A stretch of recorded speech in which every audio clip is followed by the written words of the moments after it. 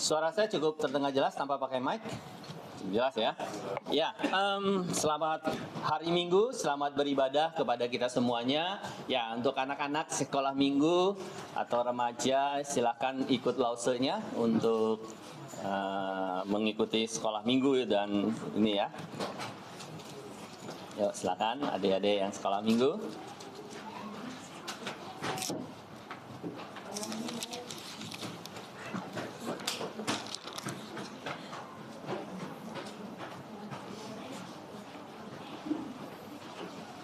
Ya, tema kita hari ini berbicara tentang my relationship. Jadi bagaimana saya membangun, saya sebagai umat Kristus, sebagai murid-murid Kristus yang percaya kepada Tuhan, membangun relasi dengan orang lain. Ya, orang lain di sini siapa? Bisa saja keluarga, dalam arti pasangan suami istri, bisa juga anak-anak kita, bisa juga dengan tempat kita bekerja, lingkungan sekitar dan sebagainya. Apakah bicara relationship hanya bicara tentang pasangan saja? Atau misalnya pemuda dengan pemudi yang lagi jatuh cinta? Tidak. Bicara tentang relationship, bicara tentang membangun relasi adalah bagaimana kita yang sudah menerima Kristus membangun kasih setia kita, membangun relasi kita dengan sungguh-sungguh di hadapan Tuhan kepada sesama kita. Mari sebelum kita akan mendengarkan kebenaran firman Tuhan, kita akan dituntun oleh Roh Kudus melalui doa kita. Kita mari bersama-sama berdoa. Di dalam tangan pengasihan Tuhan Yesus, kami mengucap syukur sekali lagi kepadamu Tuhan untuk kasih anugerah-Mu. Tuhan mengizinkan kami setiap kesempatan pada hari ini kami beribadah, kami bersekutu, kami memuji Tuhan, dan kami juga akan mendengarkan kebenaran firman Tuhan. Tolonglah setiap kami agar kami memiliki hati yang sungguh-sungguh mengenal Tuhan melalui firman-Mu di dalam kehidupan kami. Berkati kami ya Bapa, bila Roh Kudus-Mu menuntun kami dengan kami yang lemah ini, kami yang sangat-sangat jauh untuk bisa memahami tanpa pertolongan daripada Roh-Mu yang kudus. Berkati kami setiap jemaat-Mu yang ada di sini dan hamba yang Tuhan pakai, hamba yang hina ini Tuhan pakai untuk menyampaikan. Biarlah apa yang keluar dari mulut hamba berasal daripada tuntunan dan penyataan pimpinan Tuhan. Terima kasih, kami berdoa di dalam anak-Mu Tuhan Yesus, Juru Selamat kami hidup, kami telah berdoa mengucap syukur. Amin. Oke. Bapak Ibu sekalian, saudara-saudara yang dikasihi Tuhan dalam Kristus, kita akan melihat. Jadi pada saat kita berbicara tentang bagaimana membangun relasi, mungkin di antara kita pernah berpikir di dalam pikiran kita masing-masing adalah pada saat saya membangun satu relasi, pada saat saya mempunyai keinginan, ya keinginan saya dengan keinginan orang lain, kira-kira kalau ada perbedaan, apakah saya dianggap orang yang tidak membangun relasi? Atau bahkan tidak hanya keinginan, bahkan saya memiliki keyakinan yang berbeda dengan orang lain, apakah saya sudah membangun relasi? Nah, ini menjadi suatu pertanyaan bagi saya, bagi kita masing-masing adalah bagaimana kita menyikapi apakah saya selama ini happy, senang pada saat saya membangun relasi. Mungkin kita bisa tanyakan kepada pasangan kita. Mungkin kita bisa tanyakan kepada anak-anak kita. Mungkin kita bisa tanyakan kepada majelis dengan jemaat, pada hamba Tuhannya. Apakah saya happy dengan saya membangun relasi selama ini? Membangun persekutuan saya dengan orang-orang yang ada di sekitar saya. Ini adalah menjadi masalah. Ini adalah menjadi titik krusial, menjadi pertanyaan bagi kita semua.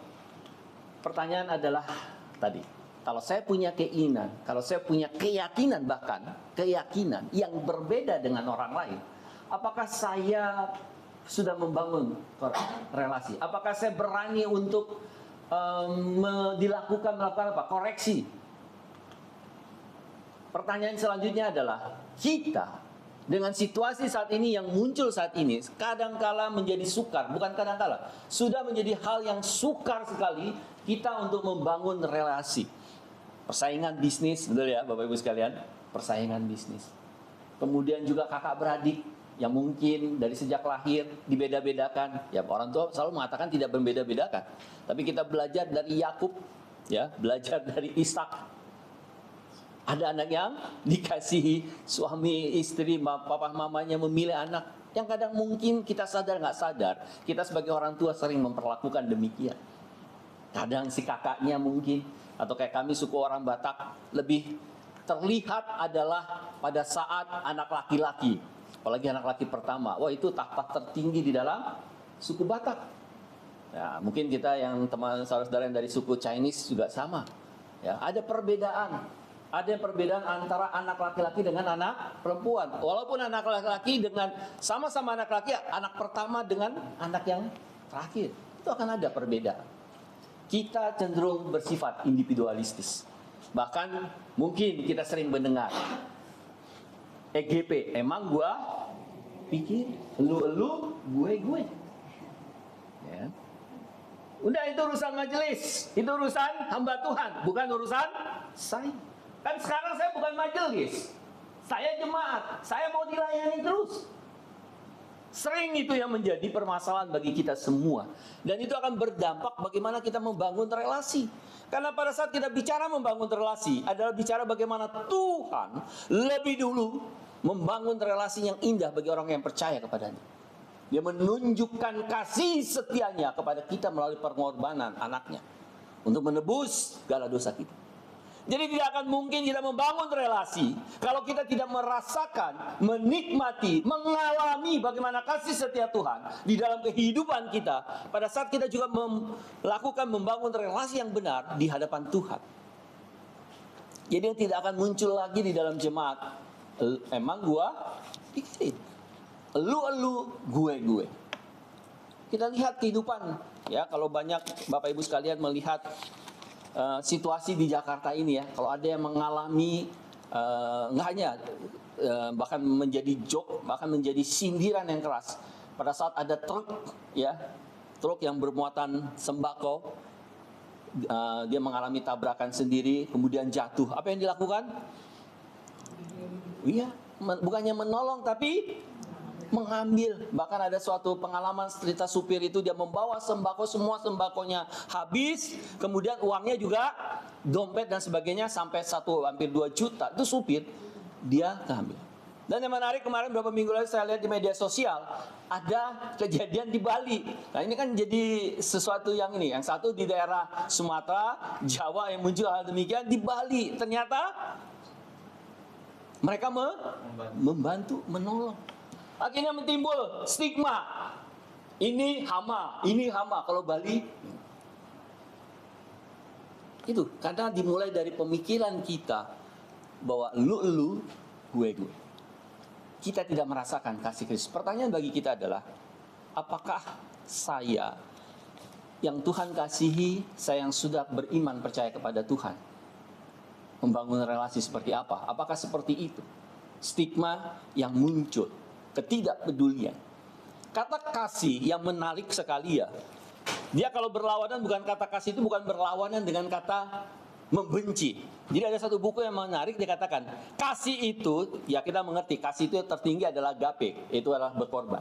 Tapi dikatakan kalau saya mengasihi seseorang, itu adalah saya memiliki kepedulian kepada orang lain. Jadi kata kasih adalah kita memiliki kepedulian. Jadi kalau Anda, Bapak Ibu sekalian, mengatakan saya mengasihimu, tapi engkau tidak peduli, sebenarnya engkau tidak mengatakan kasih kepada orang tersebut, termasuk kepada pasanganmu, kepada anak-anakmu. Apakah kita sudah melatih diri kita mempunyai kepedulian terhadap orang di sekitar kita? Pertanyaannya adalah, bagaimana saya melakukan kepedulian itu? Apakah saya orang lebih gampang menunjukkan kepedulian tersebut kepada orang lain yang belum dia tidak kenal? Setuju nggak? Orang lebih mudah menunjukkan rasa kasih kepedulian kepada orang lain, itu kepada orang lain yang dia tidak kenal. Karena apa? Kecenderungan manusia dalam melakukan transaksional. Karena dia tidak mengenal, mungkin dia akan berbalas apa? Akan memberikan. Tapi paling susah menunjukkan kepedulian itu adalah kepada orang terdekat kita. Orang sana mungkin siapa? Kakak adik kita, saudara kita, jemaat kita. Tapi kalau kepada orang lain mungkin kita terlihat kepedulian kita.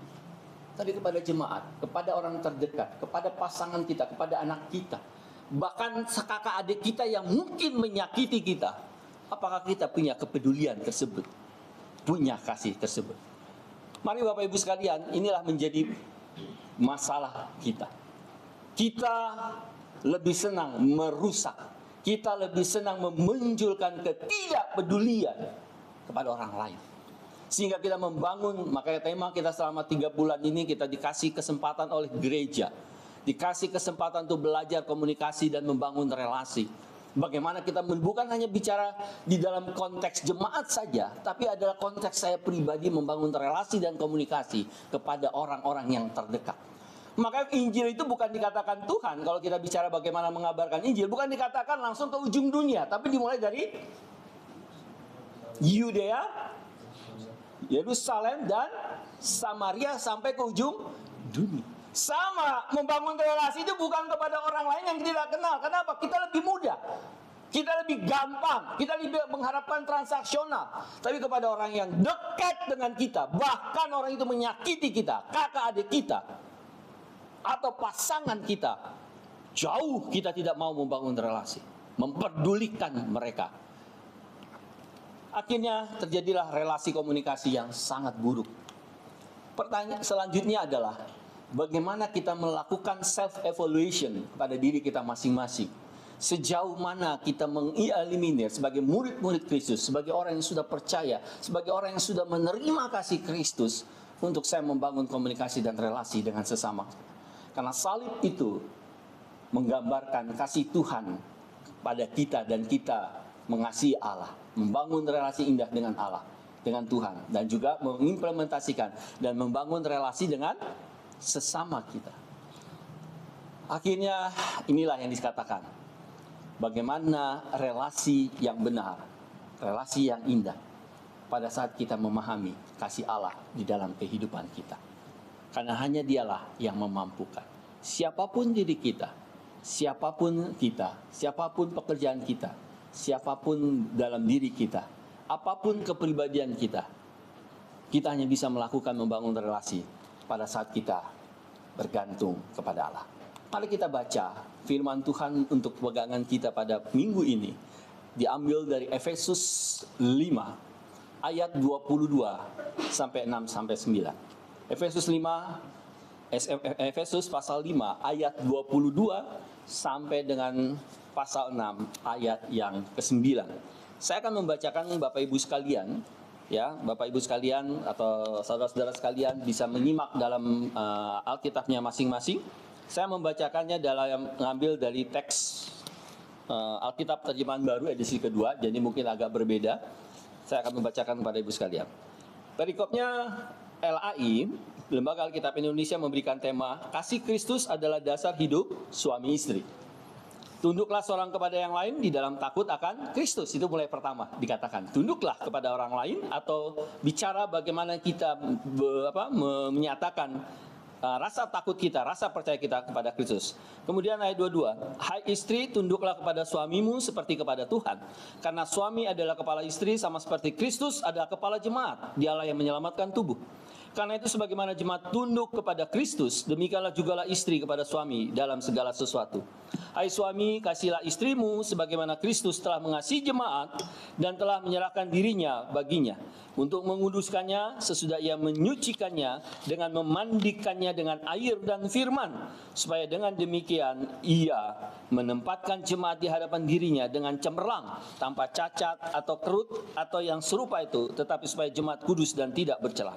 Demikian juga suami harus mengasihi istrinya sama seperti tubuhnya sendiri. Siapa yang mengasihi istrinya, mengasihi dirinya sendiri. Sebab tidak pernah orang membenci tubuhnya sendiri, tetapi memelihara dan merawatnya, sama seperti Kristus terhadap jemaat.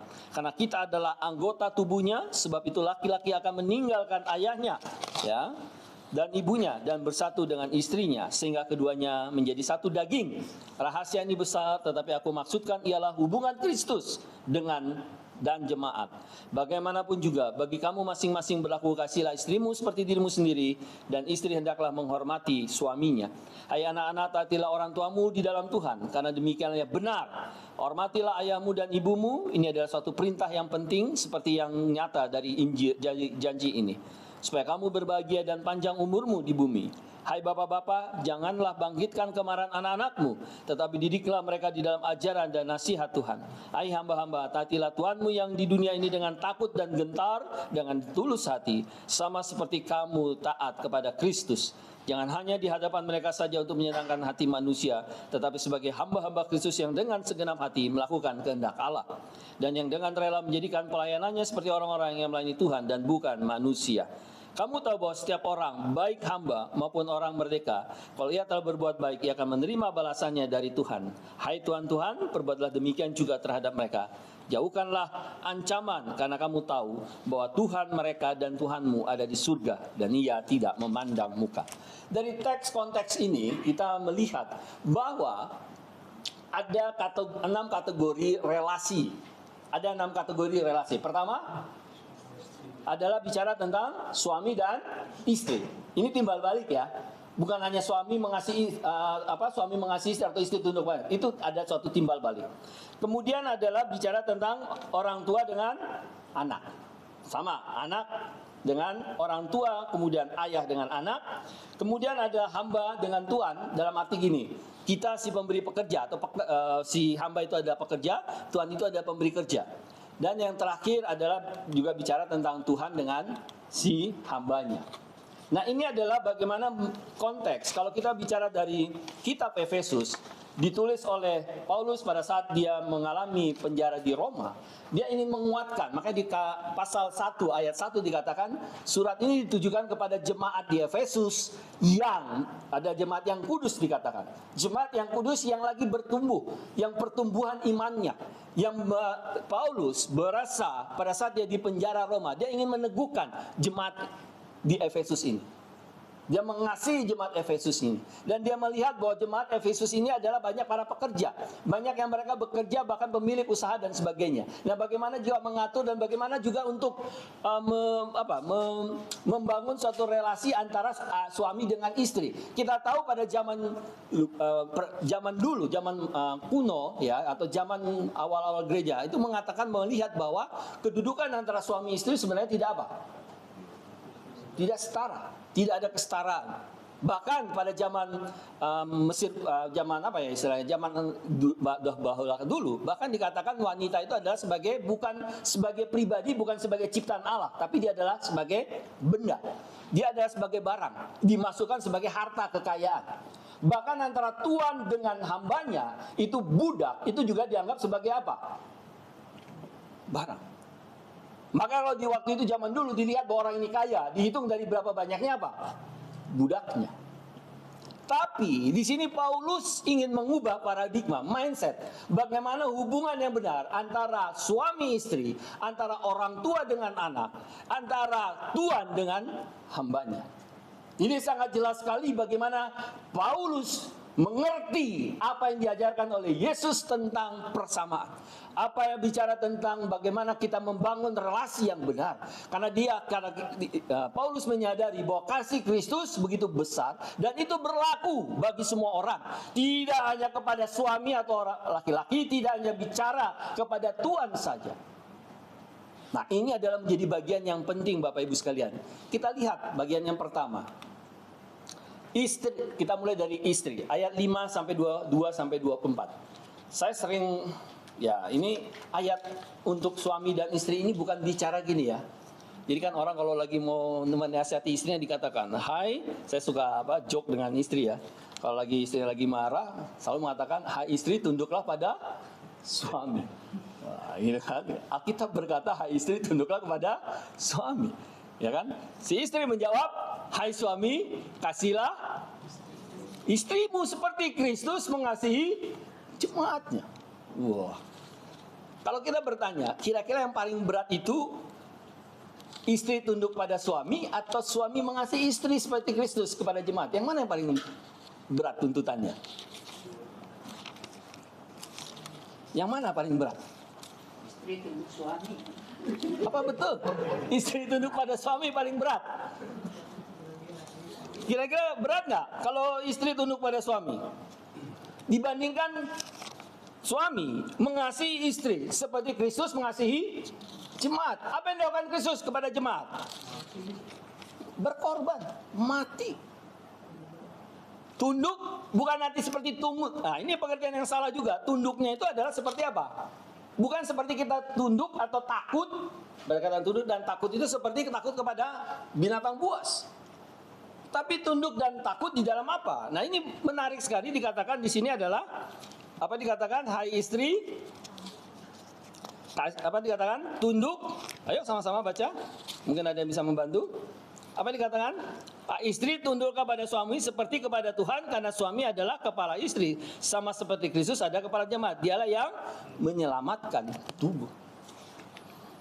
Jadi kata tunduk ini mungkin kita bisa mengartikan, ya, kata dasarnya adalah tunduk, submit, adalah kepala istri sama seperti Kristus ada kepala jemaat.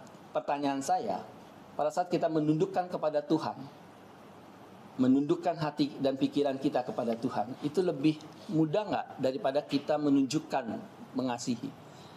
Kalau kita lihat suami, kata kerjanya kasih, rela berkorban. Analoginya adalah kasih istrimu seperti Kristus mengasihi jemaat. Jadi ayat ini bukan berbicara kepada orang lain, tapi bicara kepada siapa? Peran dan diri kita masing-masing. Kalau kedua belah pihak suami istri, kenapa saya mengatakan demikian? Karena keluarga suami istri itu adalah hubungan yang pertama kali. Kalau kita bicara kejadian 1, kemudian bagaimana kemudian kejadian 3 sebelum jatuh ke dalam dosa, itu bicara tentang relasi, setelah bicara relasi antara Tuhan dengan ketritunggalannya. Tapi kedua adalah bicara antara manusia, yaitu Adam dengan Hawa. Jadi perikatan yang pertama kali, relasi yang pertama kali setelah Allah dengan Tritunggalnya, relasi yang kedua adalah antara siapa? Adam dengan Hawa. Digambarkan adalah antara suami dengan istri. Itu hubungan pertama. Ingin menyatakan bahwa itu, saya melihat bahwa rancangan Allah adalah hubungan suami istri adalah utama dalam ikatan apa? Pernikahan. Yang sering terjadi adalah kalau orang sudah berumah tangga punya anak, yang menjadi masalah adalah lebih mengutamakan siapa? Pasangannya atau anaknya? Ayo jujur. Anaknya. Anak itu di dalam Kejadian itu tidak belum bicara, kalau kita baca Kejadian itu tidak menggambarkan. Tapi yang menggambarkan adalah hubungan suami istri harus dipandang. Saya melihat hubungan prioritas utama di dalam keluarga. Maka hubungan lainnya, baik itu antara orang tua dengan anak atau mertua dengan mantu atau kebalikannya, itu tidak boleh mengganggu hubungan utama, yaitu antara suami dengan istri. Pertanyaannya bagi para suami, terakhir kali kapan mengajak me time antara suami dengan istri tanpa melibatkan anak? Ayo bapak-bapak, kapan terakhir?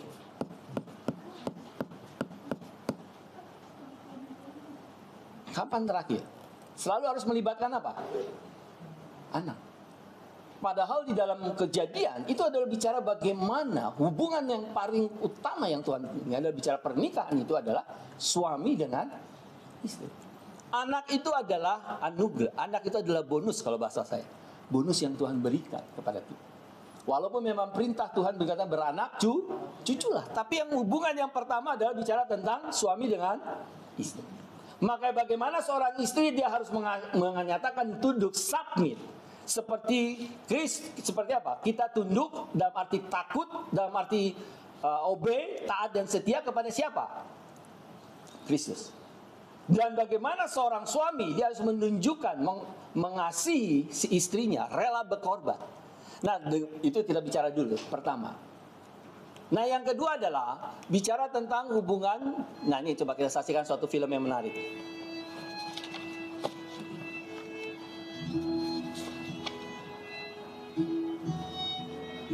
Ini suaminya agak ada masalah, disabilitas. Anda lihat, dia punya komitmen istrinya, apa yang dia akan sepanjang hidupnya. Karena pernikahan orang Kristen ada pernikahan seumur hidup.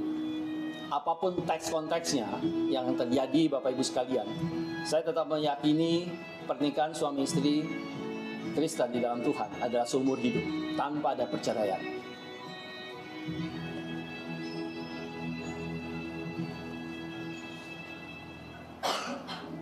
Larissa asked me to read a couple of quotes. Ini salah satu tulisan Pastor John Piper. A well-known Bible teacher. He talks about marriage and how this mystery refers to Christ and the church. He says this: Marriage is not mainly about prospering. Bukan tentang kemakmuran It ekonomi. is mainly about Perjanjian kasih antara Kristus dan gerejanya. love between Christ and His church.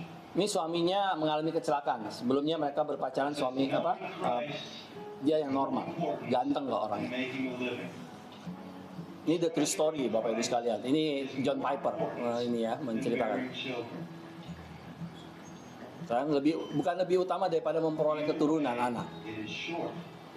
It may have many bright days, or it may be covered with clouds. Sukacita, ya kata bahagia atau kelam. To make of marriage Rancangan Allah, ini adalah rancangan kehendak Allah. no sorrows and no calamities can stand in our way. Every one of them will be not an obstacle to success, but a way to succeed.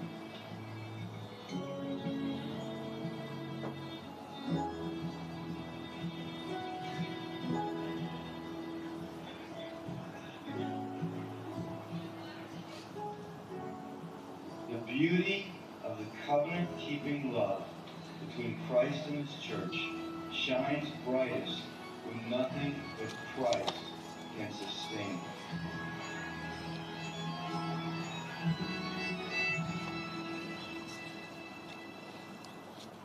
You and I first met in 2005 at college and had a blast for 10 months getting to know each other. And I was looking through and I found one of my favorite pictures, which I think was actually taken right before his accident. He's a camera, his tripod, and it's just a classic Ya ganteng ya. Ian face that to me Ayahnya. sums up who he is. We've been dating for 10 months and he was working an extra job for his dad and he was on his way to work near Pittsburgh. Jadi lagi ada perjalanan ke Pittsburgh. Nah, kemudian terjadi kecelakaan dan mengalami gangguan di otaknya.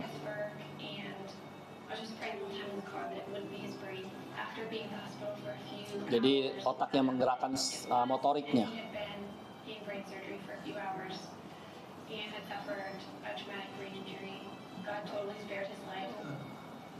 One night he was failing 4 out of 5 brain activity tests, and the next morning he was doing well, and his brain was starting to respond again.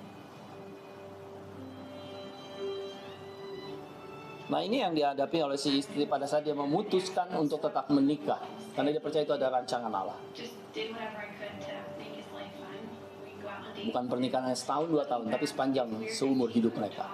And he couldn't eat, so we probably looked like complete weirdos being on dates, but we had a blast, and I just talked to him all the time. I knew that before Ian's accident, he was very serious about marriage and was room shopping, so I knew where he was, and that helped me so much. After he couldn't talk, I knew that he loved me, and I knew where he wanted the relationship to go, because we were dating very intentionally. We just prayed that marriage Pertujuannya bukan hanya bicara tentang seks saja dalam pernikahan, start having families. tapi bagaimana memainkan peran masing-masing. Walaupun mungkin Ian mengalami sangat banyak hambatan memainkan fungsi sebagai seorang suami, tapi seorang istri dia sangat mengerti. Our board of gratefulness Mungkin Amsal 30 akan membantu kita melihat bagaimana peran seorang istri di situ. floor could be really small. Mine is just Saturday mornings, and it's just a good way that we found to be Nggak mudah mengalami hidup seperti ini, tapi yang menarik adalah support sistemnya. Teman-teman persekutuan mereka, teman-teman umat jemaat yang lain mendukung mereka, pastornya juga sangat mendoakan dan sebagainya. we decided Memang Ian tidak mencari nafkah dari sini. into the marriage as an option. Dimana kalau di Amsal 30 demikian juga kan, wanita itu menggantikan peran seorang suaminya. And it would be Tapi dia tetap melihat ada peran suaminya yang sungguh-sungguh yang harus dia jalankan. Dia tidak mengambil peran suaminya. Itulah bicara tentang communicating, bagaimana dia obey, menundukkan, submit. and then we just kind of watched. Dan bagaimana juga Ian menunjukkan kasihnya kepada istrinya. Hi, husband. How are you? Oke, ini saya skip aja ya. Jika demikian Bapak Ibu sekalian, itulah gambaran my relationship. Mungkin selama ini kita dengan istri ribut, mungkin dengan suami ini. Pertanyaan adalah, kita bukan melihat lagi keributan itu sebagai kita adalah rancangan Allah. Pada saat engkau dipersatukan di gereja, persatukan di hadapan Tuhan dan jemaatnya, Itulah rancangan Allah, tujuan Allah di dalam pernikahan itu. Nggak ada alasan lagi ke dalam situasi kondisi apapun. Karena kita menjalankan misi Allah di dalam kehidupan kita berumah tangga. Yang kedua, misi Allah adalah bagaimana peran seorang ayah, ya, anak-anak atau orang tua dengan anak-anak. Ini menarik sekali dikatakan bahwa kata kerja jangan membangkitkan amarah. Mendidik di dalam ajaran Tuhan, kalau kita baca Ulangan 6. Berulang-ulang dikatakan, pagi, siang, dan malam. Setiap saat, pada saat mereka bangun berdiri, apapun kegiatan kita, bagaimana kita harus mendidik, mengajarkan firman Tuhan itu kepada anak-anak.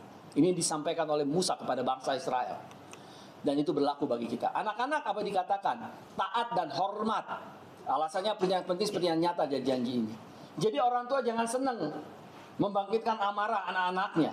Contoh adalah mengajarkan, ya ini yang sering terjadi. Ayahnya sering gampang marah. Mencontoh, sehingga anak-anak menjadi mencontoh bagaimana gampang marah. Anak-anak atau orang tuanya sering mengatakan kata-kata kotor. Maka juga anak-anak kan sering mengatakan kotor.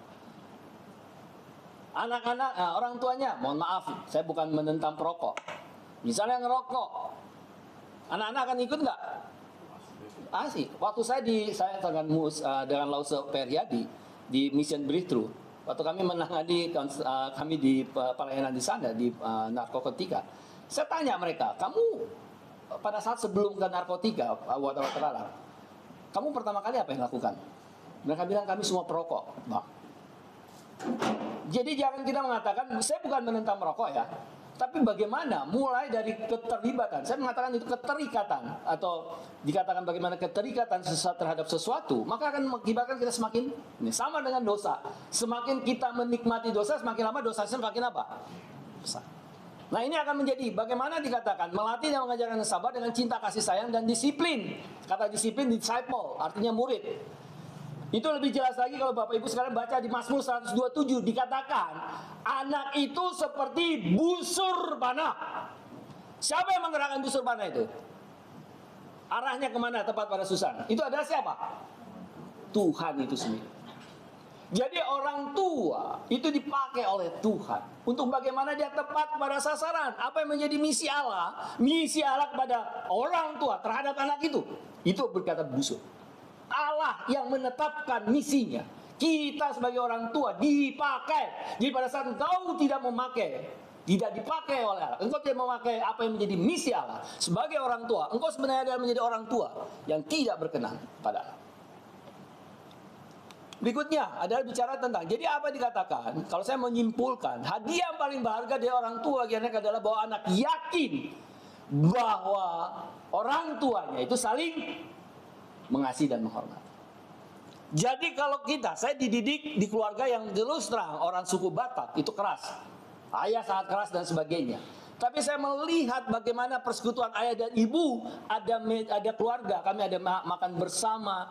Walaupun saya tahu ayah saya keras, bahkan dia keluar kota, bahkan mungkin ketemu kami 3 bulan sekali atau 6 bulan sekali. Tapi setiap ada perjumpaan, kita ada makan bersama, berdoa bersama dan sebagainya. Tunjukkan hai orang tua, bagaimana mendidik anakmu dengan benar. Dia adalah seperti busur anak panah itu. Engkau orang tua dipakai oleh Allah supaya misi Allah bekerja pada anak-anakmu. Hamba dan Tuhan, ini jelas sekali Bapak Ibu sekalian. Bagaimana seorang hamba dikatakan taat dengan takut dan gentar serta tulus, alasannya sama seperti taat kepada Kristus, dan tuannya perlakukan para hamba dengan prinsip apa? Jauhkan dari ancaman. Ingat tadi saya di awal katakan, berarti hamba itu bukan lagi barangmu. Makanya kalau kita lihat di media sosial dan sebagainya, ada tuannya melempar anak buahnya, melakukan ini dan sebagainya. Engkau bukan lagi, kita harus berbeda. Engkau sudah memiliki Kristus, Kristus ada di dalam dirimu, Roh Kudus ada di dalam dirimu, karena engkau sudah percaya kepada Dia. Kecuali engkau hanya percaya melalui mulutmu, engkau tidak akan bisa merasakan bagaimana kasih Kristus dalam hidupmu kalau engkau tidak mengimani dengan sungguh-sungguh. Kalau engkau mengimani dan mengalami sungguh-sungguh perjumpaan dengan Allah, engkau membangun relasi dengan Allah, maka engkau akan tahu peranmu sebagai Tuhan, sebagai pemberi kerja kepada hambamu.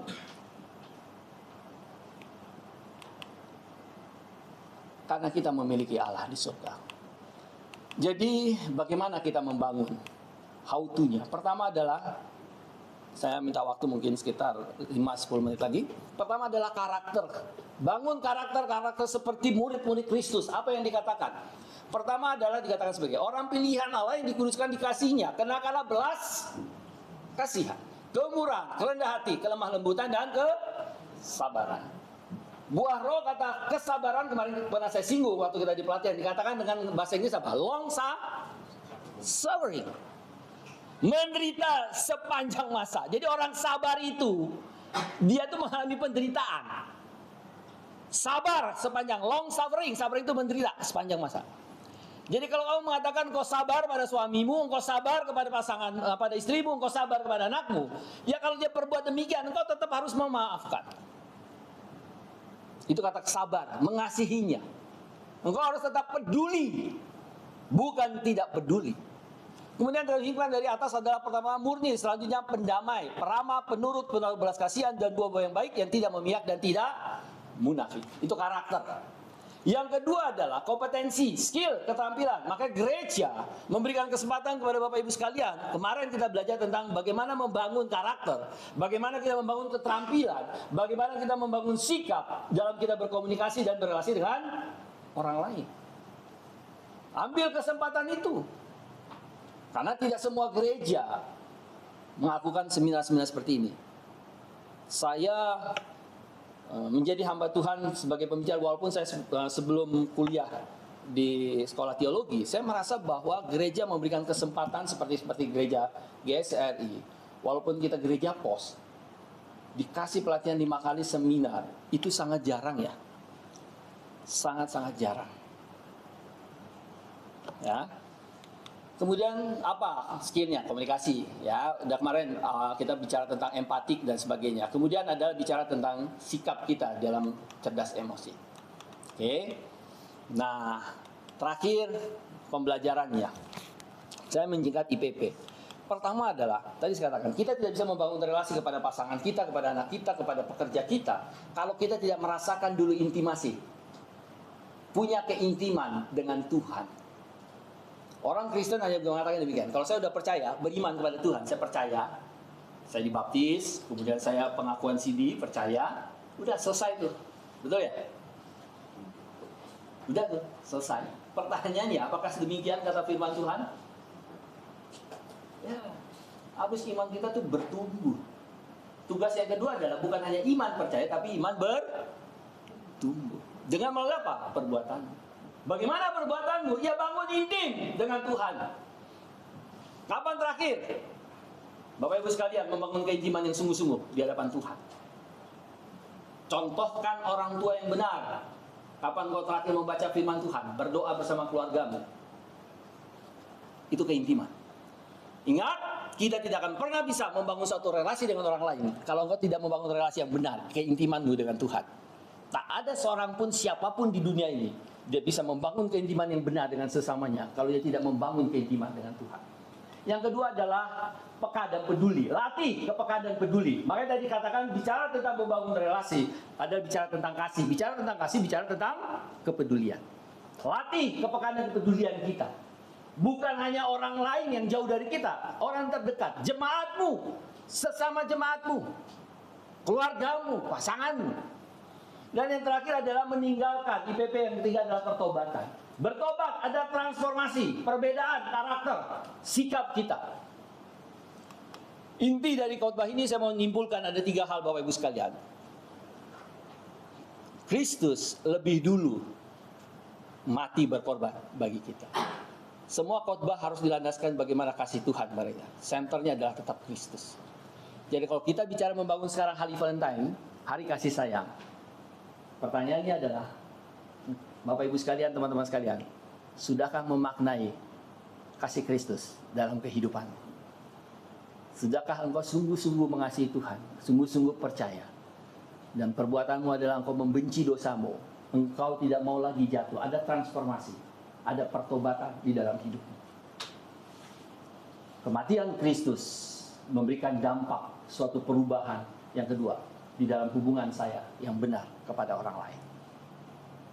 Jadi pada saat Bapak Ibu sekalian sudah mendengarkan bagaimana bicara tentang kasih Kristus Makanya kemudian Efesus 6 dilanjutkan dengan bagaimana kita diperlengkapi supaya kita menjalankan kasih Kristus dengan perlengkapan Tuhan. Seperti seorang apa? Berketopong apa? Ya, itu kan seperti prajurit Romawi, betul? Punya helmet, punya perisai, punya ini dan sebagainya. Ada 6 perlengkapan dibaca di situ Efesus 6. Maka kita menjalankan bagaimana kasih perwujudan itu kepada orang lain pada saat kita memperlengkapi ke 6 peralatan yang ada. Dan yang terakhir adalah bagaimana kita memperlakukan orang lain. Orang lain di sini adalah mulai dari yang terdekat. Ini challenge bagi kita semua, siapapun kita. Pada saat kita menjalani relasi dengan orang lain, maka kita akan mengalami keterkiniran. Pertanyaannya adalah, saat kita mengalami keterkiniran, apakah kita sungguh-sungguh tetap mengasihi Tuhan dan mengasihi sesama? Kiranya hari Valentine, kalau kita bicara Saint Valentino, bicara tentang bukan bagaimana cinta-cinta dalam hati cinta itu, tapi adalah bagaimana Saint Santo Valentino, dia berkorban untuk orang lain. Maka diperingatilah hari kasih sayang itu. Kasih bicara tentang pengorbanan. Seperti Saint Santo Valentino di Katolik. Dia bukan bicara tentang ada suatu selebrasi, wah aku mengasihi, aku mencintaimu dengan itu tidak. Tapi di situ terwujudkan adalah pengorbanan. My relationship, relasiku adalah relasi dengan Tuhan dan mau aku punya kepedulian dengan sesamaku dan terutama orang terdekat. Tuhan memberkati. Mari kita tutup dalam doa. Terima kasih Tuhan untuk firman-Mu. Biarlah firman-Mu ini termeterai dalam hidup kami. Kami percaya dan kami meyakini bahwa Tuhan yang menolong. Biarlah relationship kami yang benar sungguh di hadapan Tuhan terlebih dahulu, sebelum kami bisa mengaplikasinya dalam pandangan sesama.